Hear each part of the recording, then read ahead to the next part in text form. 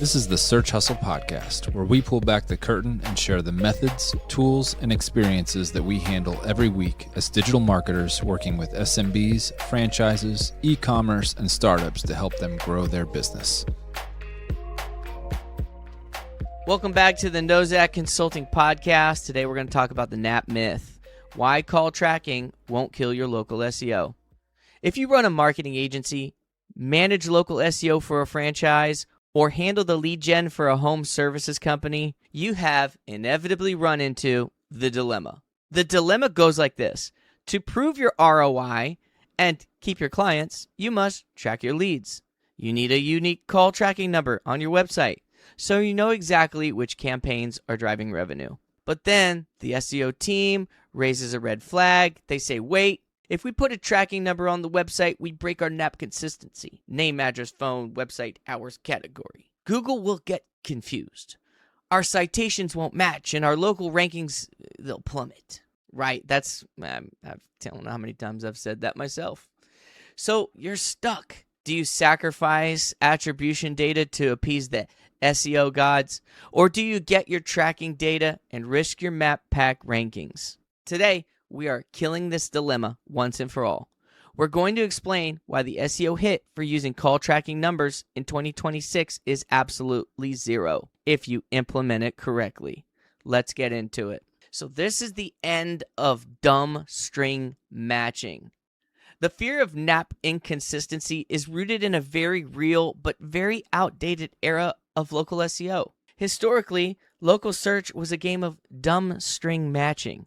If Google's crawler saw the phone number 555-0100 on your Yelp profile, but 555-0101 on your website homepage, it couldn't confidently verify your identity. The algorithm saw two different strings of text and assumed it might be two different businesses and penalized your trust score. But today, Google and modern AI answer engines don't rely on string matching. They rely on entity resolution. They understand that a modern business entity is complex. A single business can have a billing department number, a marketing tracking number, a routing number, and a primary local dispatch number. The data you gain from call tracking, the attribution, the recorded calls, the absolute proof of ROI, far outweighs the archaic requirements of visual NAP consistency. You just have to feed the AI the right technical signals. The magic of DNI, dynamic number insertion.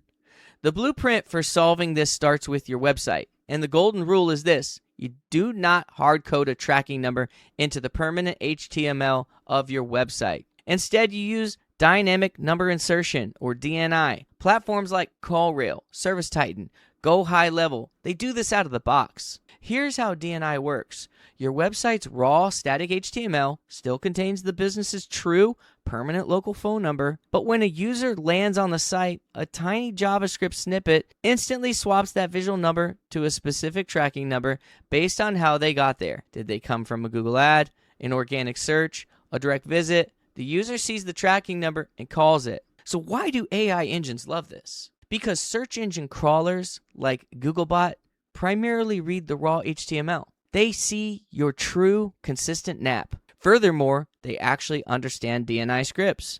They know you are just tracking user behavior for analytics. You get perfect consistency in the crawler's eyes and perfect tracking data in your CRM. Schema and Google Business Profile slotting. Now, even with DNI on the website, you still have to anchor your entity data. In the era of semantic SEO, your schema markup is your digital footprint. Even if the visual numbers are swapping for users, your website's backend JSON LD schema markup must firmly state your entity's core data. You must ensure the telephone property in your local business schema is always hard-coded to the true primary local number. AI engines weigh this structured data heavily.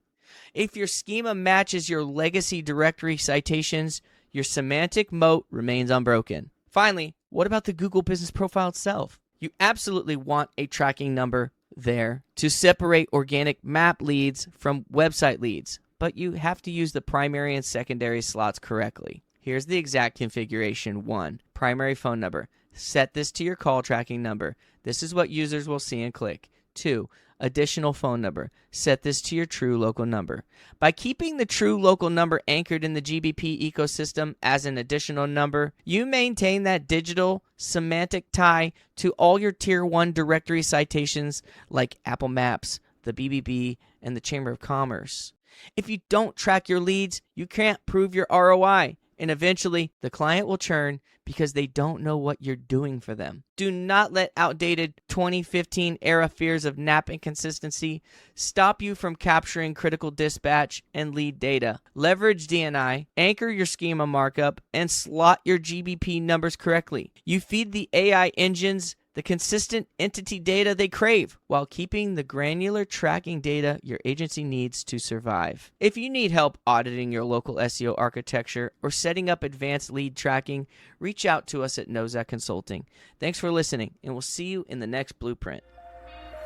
Thanks for listening to the Search Hustle podcast. If you're interested in learning more about digital marketing and taking your knowledge to the next level, be sure to check out searchhustle.com, where we've got tons of free content. Stuff that we use every week to market businesses, as well as our in-depth digital marketing course.